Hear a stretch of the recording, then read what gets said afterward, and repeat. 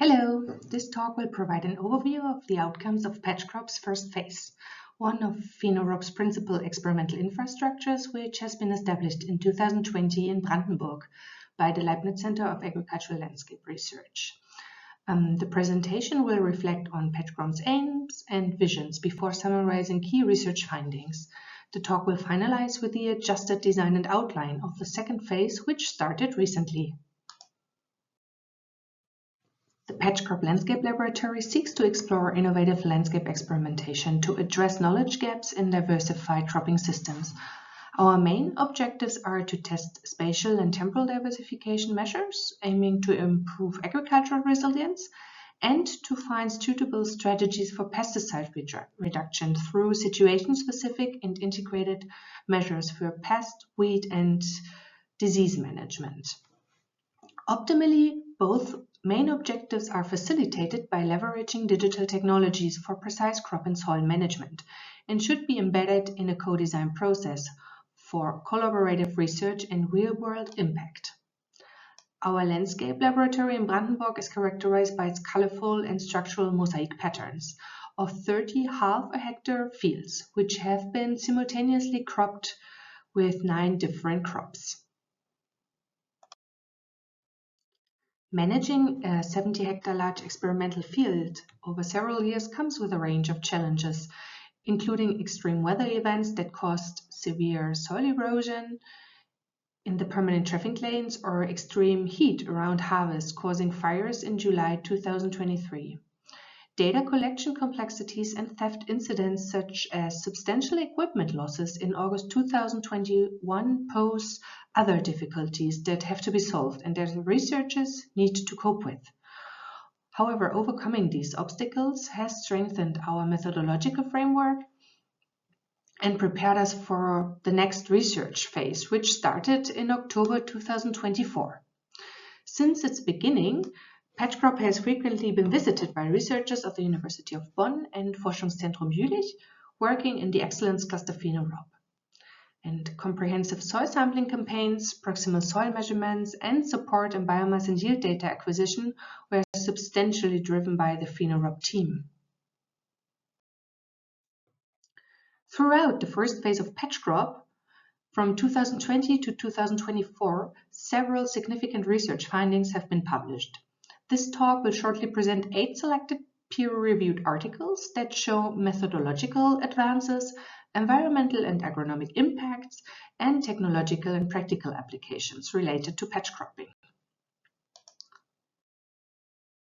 We start with the methodological development of the patch cropping concept. This work provides a workflow to generate new spatially arranged subfields with homogeneous site properties, using high-resolution spatial data like yield and soil maps, and was the foundation for patchCROP's experimental design. In this article, we have outlined how patchCROP was co-designed in terms of agricultural management, crop, rotation selection, and pesticide reduction strategies, together with the agricultural on-farm partner Comturei-Lietzen. It includes detailed insights on data management and landscape experiments, driven by multidisciplinary cooperation between scientists. We are coming now to a modeling study that estimated the contribution of flower strips implemented in patchCROP for soil erosion reduction potential using the 3D model. The model detected high water erosion risk in the permanent traffic lines. This paper focuses on agroecosystem modeling and was able to simulate crop phenology, growth, and yield in a diversified cropping system like patchCROP using the Simplace modeling framework.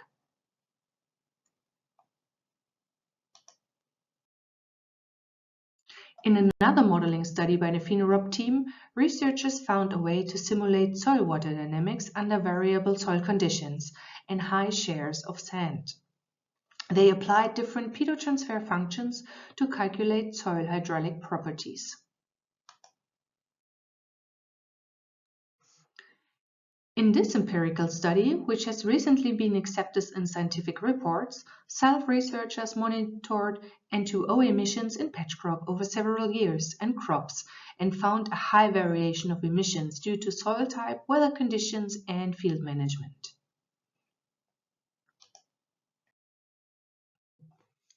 This research has tested digital tools for pest monitoring in rapeseed to facilitate situation-specific pesticide reduction strategies in patchCROP. Digital yellow traps have been found reliable and useful to monitor pollen beetle dynamics.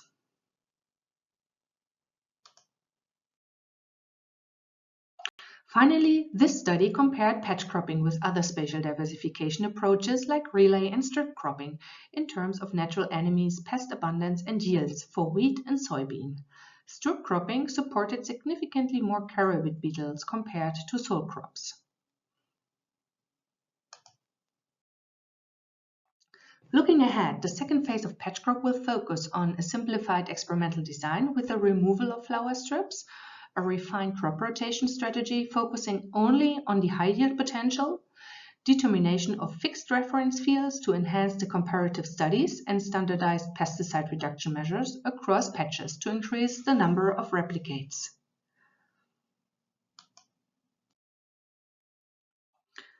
The first phase of patchCROP has shown that diversification works but requires careful planning and collaboration.